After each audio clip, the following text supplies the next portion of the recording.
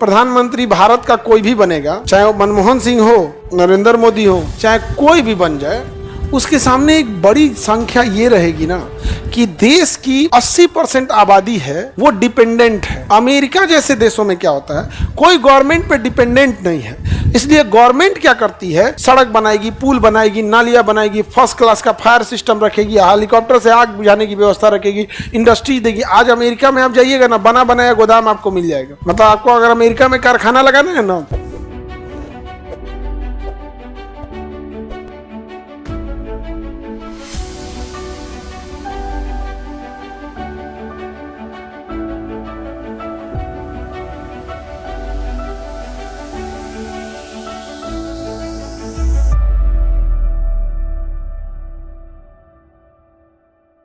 मनमोहन सिंह एक ऐसे व्यक्ति थे जो आरबीआई के गवर्नर थे। आरबीआई के क्या थे? गवर्नर। जिस कारण उनका नोट पर भी साइन है, आरबीआई के गवर्नर का नोट पर साइन होता है। सिक्का और 1 रुपए का नोट वित्त मंत्रालय जारी करता है। जितने सिक्के जारी करने होते हैं वो कौन जारी करता है? वित्त मंत्रालय। और 1 रुपए का नोट वित्त मंत्रालय। बाकी जितने नोट हैं वो आरबीआई जारी करती है। कौन जारी करेगा? उसका हिसाब किताब भी कौन रखेगा? आरबीआई रखेगी। तो गवर्नर रहे थे मनमोहन सिंह। उनकी योग्यता को देख के पीवी नरसिम्हा राव ने उन्हें वित्त मंत्री बना दिया और वित्त मंत्री भी बन गए। उसके बाद से 2004 में जब अटल बिहारी वाजपेयी की सरकार आई और यूपीए की सरकार आई तो हुआ कि भैया सोनिया गांधी की कौन बनेगा, तो कांग्रेस ने मिलकर किसे बना दिया? मनमोहन सिंह को बना दिया, प्रधानमंत्री बना दिया मनमोहन सिंह को। वो भी बड़ा कम बोलते थे। मनमोहन सिंह भी क्या करते? कम बोलते थे। 3 बार प्रेस कॉन्फ्रेंस किए थे, मोदी जी 1 बार भी नहीं किए। लेकिन मोदी जी मन की बात करते हैं। समझ में आ गया कि नहीं आ गया? कौन सी बात करते हैं? मन की बात करते हैं। मन की बात ज्यादा जरूरी है काम की बात। नहीं समझ में आया? लेकिन देखो, प्रधानमंत्री भारत का कोई भी बनेगा, चाहे वो मनमोहन सिंह हो या नरेंद्र मोदी हो, चाहे कोई भी बन जाए, उसके सामने एक बड़ी संख्या ये रहेगी ना कि देश की 80% आबादी है वो डिपेंडेंट है। गवर्नमेंट पे क्या है? डिपेंडेंट है। अब एक बात बताइए, आप रेस में दौड़ना है और आपको 5-6 किलो का बोझा लेके दौड़ना पड़ेगा जो आप पे डिपेंडेंट है, तो थोड़ा कम भाग पाइएगा। अमेरिका जैसे देशों में क्या होता है, कोई गवर्नमेंट पे डिपेंडेंट नहीं है। इसलिए गवर्नमेंट क्या करती है, ज्यादातर कैपिटल एक्सपेंस करती है। सड़क बनाएगी, पुल बनाएगी, नालियां बनाएगी, फर्स्ट क्लास का फायर सिस्टम रखेगी, हेलीकॉप्टर से आग बुझाने की व्यवस्था रखेगी, इंडस्ट्री देगी। आज अमेरिका में आप जाइएगा ना, बना बनाया गोदाम आपको मिल जाएगा। मतलब आपको अगर अमेरिका में कारखाना लगाना है ना, सरकार क्या चाइना की जैसे चाइना में कारखाना लगाना है, तो चाइना में अगर आपको कारखाना लगाना है, बस गवर्नमेंट को बोल दीजिए, नक्शा आप खुद बना दीजिए, गवर्नमेंट आपको बना के दे देगी और कहेगी कि मार्केट में पता कर दीजिए, जितना रेट है उसमें 4 से भाग दे दीजिएगा।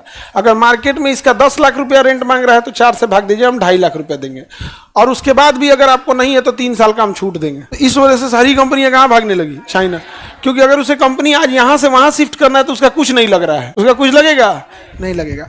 हमारे यहाँ क्या है कि गवर्नमेंट के ऊपर रेवेन्यू एक्सपेंडिचर का बर्डन इतना ज्यादा है और 80% आबादी डिपेंडेंट है।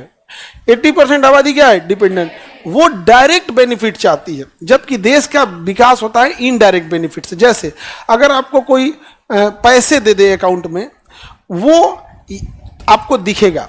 लेकिन अगर कोई चीज आपको बेहतरीन, जैसे दिल्ली यूनिवर्सिटी है, जेएनयू है, इलाहाबाद यूनिवर्सिटी है, बीएचयू है, ऐसे यूनिवर्सिटी इस टाइप के हर जिले में अगर हो जाएं, तो क्या ऐसा थोड़ी है कि कोई हम चांद तोड़ के लाने की बात कर रहे हैं, या जो बीएचयू में पढ़ा रहे हैं लोग वो कोई फरिश्ता उतर के आया है। वो भी इंसान है, बशर्ते ईमानदारी से पढ़ा रहे हैं। अगर वो हर डिस्ट्रिक्ट में वैसी व्यवस्थाएं हो जाए तो लोगों को वो दिखेगा नहीं। क्यों? क्योंकि पहली बात तो वैसी व्यवस्थाएं बनने में 10 साल लग जाएंगी और वो डायरेक्ट नहीं दिखेगा। डायरेक्ट नहीं दिखेगा तो लोग ऐसी व्यवस्था लाने वाले को पसंद नहीं करेंगे। उन्हें क्या चाहिए? Revenue expenditure. हमको कितना मिला, हमको क्या मिला, यहाँ पर हमारा का मिल, तो नहीं समझे? तो यहीं से हो जाता है कॉम्प्रोमाइज करना। हर इंसान एक अच्छी उम्मीद से गया होता है, वहां जाने के बाद जब वो देखता है तो कह रहा है कि बदलाव की मांग, सुधार की मांग, डेवलपमेंट की मांग, वो 20% लोग कर रहे हैं। 80% लोग डिपेंडेंट हो चुके हैं। अब इन डिपेंडेंट को निकालने के लिए आपको रेवेन्यू एक्सपेंडिचर देंगे, उनको डायरेक्ट लाभ देंगे, जैसे राशन कार्ड पे अनाज दे देना, ये देना, ये डायरेक्ट लाभ से ये लाइफ टाइम इनकी ऐसी ही रहेगी। बल्कि अगर इनको हम रोजगार देते हैं, उस टाइप का इंफ्रास्ट्रक्चर बिल्ड करते हैं, तो लोग उसको तुरंत पसंद नहीं करते हैं। ये एक बड़ा रीजन है। इसलिए अगर आप भी बैठिएगा प्रधानमंत्री की कुर्सी पे, तो सभी कामों में एक काम जिस पे आप जोर दीजिएगा कि भैया अगली बार चुनाव में हमको वोट आना चाहिए। देर कैपिटल एक्सपेंडिचर करिएगा तो 80% आबादी को कैपिटल एक्सपेंडिचर ये सब बुझाता नहीं है। इंफ्रास्ट्रक्चर एंड कैपिटल एक्सपेंडिचर मतलब ये का हो लो, समझ में आ रहा है? तो बड़ा समस्या आ जाता है इसमें। अब आप बिहार गवर्नमेंट को ही देखो, 17% इसका कैपिटल एक्सपेंडिचर था, जो बढ़ा के अभी 23 या 24% हुआ है।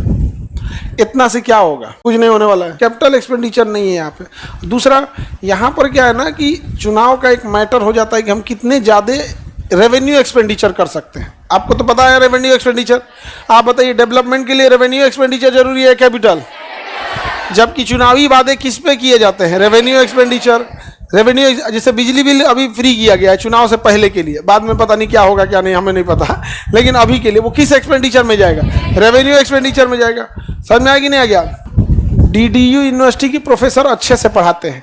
किसी भी यूनिवर्सिटी के प्रोफेसर, डीडीयू गोरखपुर में है, दीनदयाल उपाध्याय यूनिवर्सिटी, डीयू नहीं डीडीयू, किसी भी यूनिवर्सिटी के प्रोफेसर या सरकारी स्कूल के टीचर, ऐसा नहीं है कि इनके पास योग्यताएं नहीं हैं या इन्हें पढ़ाने नहीं आता है, बट उनको इस टाइप के माहौले में रख दिया है कि जिसका कोई हद नहीं।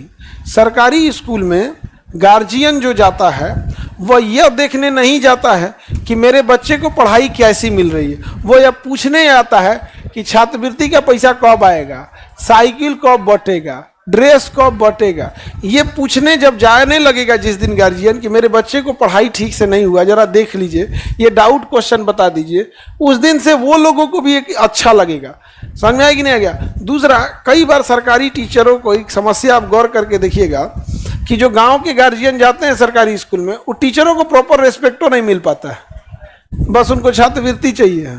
जबकि अगर वही जाइएगा आप प्राइवेट स्कूल में, तो प्राइवेट स्कूल के टीचर अगर रहेंगे तो जो गार्जियन पेरेंट मीटिंग जाता है तो गार्जियन खड़े हो जाते हैं जब उनके टीचर आते हैं। पीटीएम जो होता है, पेरेंट्स टीचर मीट में जो पीटीएम होता है पेरेंट्स में, तो जब टीचर आते हैं गार्जियन लोग भी खड़े हो जाते हैं। तो उस टीचर पर क्या एक मॉरल रिस्पॉन्सिबिलिटी बनता होगा, जिस बच्चे को हम पढ़ा रहे हैं उनके गार्जियन खड़े हो गए तो और तो इकोसिस्टम बहुत मायने रखता है, केवल एक चीज़ से नहीं होती है। तो रेवेन्यू एक्सपेंडिचर जब भी रहेगा भैया, आपको कुछ नहीं हो सकता।